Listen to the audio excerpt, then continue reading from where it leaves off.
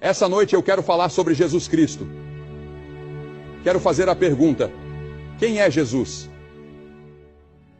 Muitos de nós temos cruzes gravadas em nossas Bíblias ou penduradas no pescoço, mas não conhecemos realmente Jesus. Você sabe, quando você chega ao Brasil, ao Rio de Janeiro, há uma enorme estátua de Jesus. É um marco do Rio, de dia e de noite.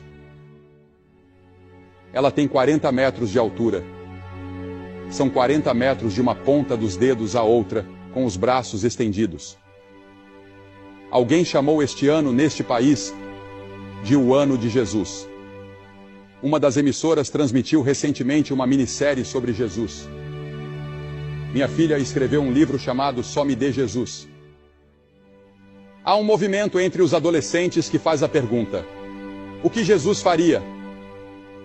Quase todo mundo já ouviu falar de Jesus, mas milhões não sabem realmente quem ele é. Eles não o têm em suas vidas e em seus corações.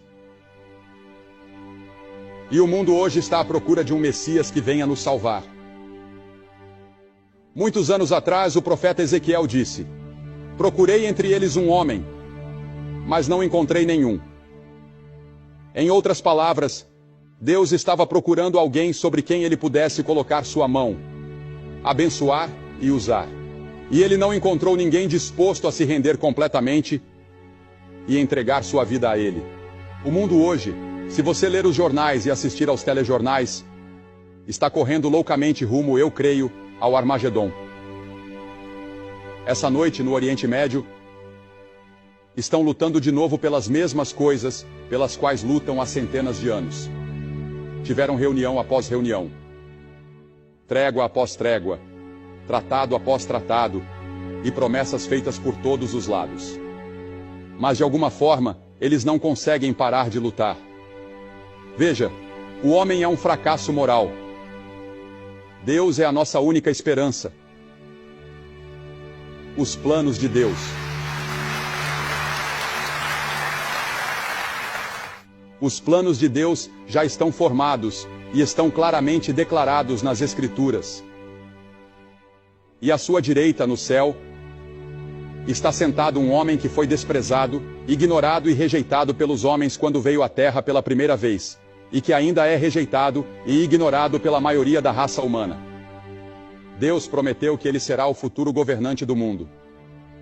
Ele irá destruir todo domínio, toda autoridade e poder. Está chegando o dia em que todo joelho se dobrará diante dele e toda língua confessará o seu nome. Este ano, 2000 depois de Cristo, o calendário que usamos todos os dias remonta ao nascimento de Jesus. Não podemos fugir dele. Nossa geração não pode escapar de Jesus.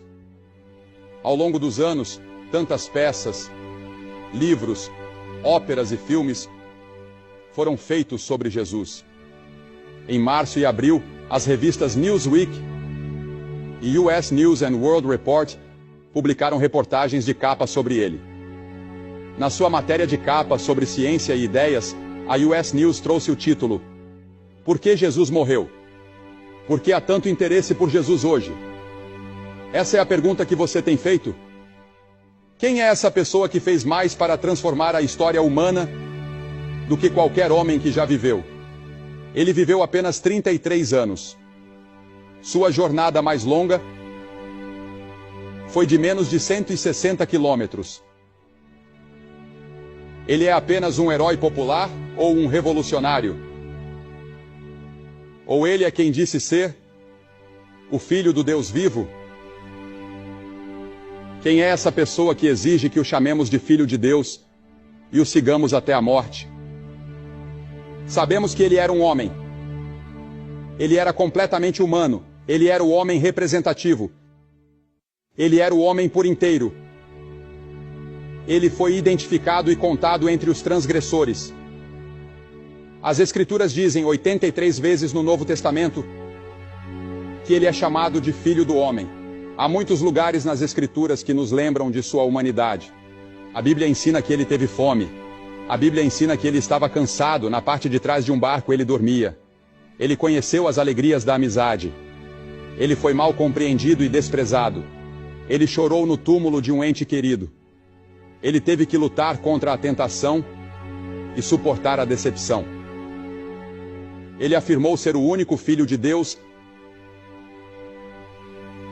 antes que o mundo existisse ou antes que a raça humana existisse. Ele disse: no princípio era o Verbo, e o Verbo estava com Deus, e o Verbo era Deus. E Jesus disse: antes que Abraão existisse, eu sou. Com essas palavras, Jesus se separou de qualquer outra pessoa que já viveu. Em outras palavras, Jesus disse: antes que Abraão nascesse, eu sempre sou o eterno presente. Não há passado com Jesus e não há futuro com Jesus. Tudo está no sempre presente. E Ele está falando com você essa noite. E Ele está falando com todos nós, coletivamente e individualmente. Em Colossenses 1 diz: pois nele foram criadas todas as coisas que há nos céus e na terra, visíveis e invisíveis, sejam tronos, sejam dominações, sejam principados, sejam potestades. Tudo foi criado por Ele e para Ele. E Ele é antes de todas as coisas, e por Ele todas as coisas subsistem. Todo este estádio se despedaçaria se não fosse pelo fato de que é Ele quem o mantém unido.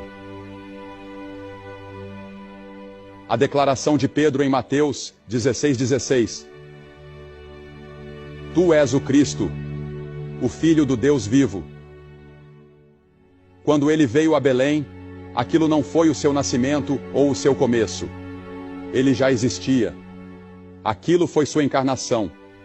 Quando Jesus veio a Belém, não foi o lugar de sua origem, foi sua encarnação. E o Verbo se fez carne e habitou entre nós. Sabe, é interessante para mim que Jesus nunca pediu desculpas pelo pecado. Ele desafiou outros a provarem qualquer erro em seu pensamento ou em qualquer coisa que ele tenha feito. Como explicamos Jesus em comparação com qualquer outro indivíduo que já viveu? Como explicamos Jesus em relação a qualquer outra pessoa?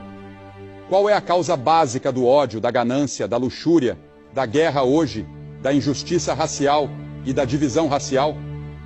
Jeremias deu a resposta: o coração é mais enganoso que todas as coisas e desesperadamente corrupto. Quem o conhecerá?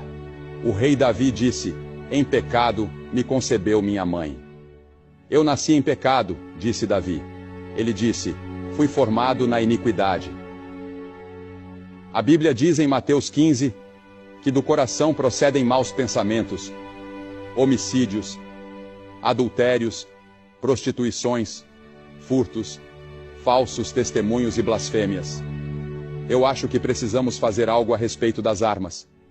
Mas esse não é o verdadeiro problema. O problema mais profundo está em nossos corações. Pois do coração procedem maus pensamentos e homicídios,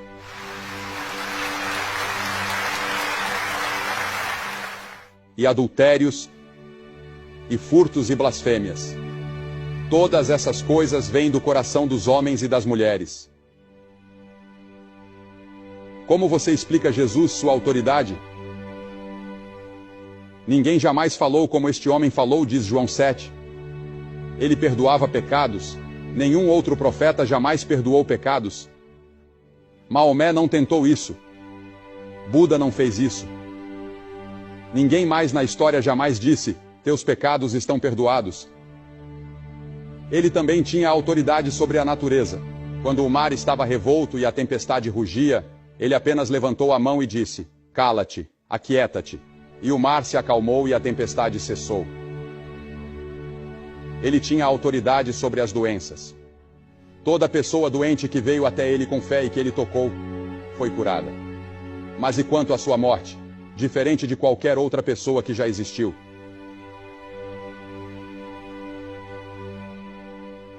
Veja, Jesus foi executado. Ele foi tratado como um criminoso. Ele levou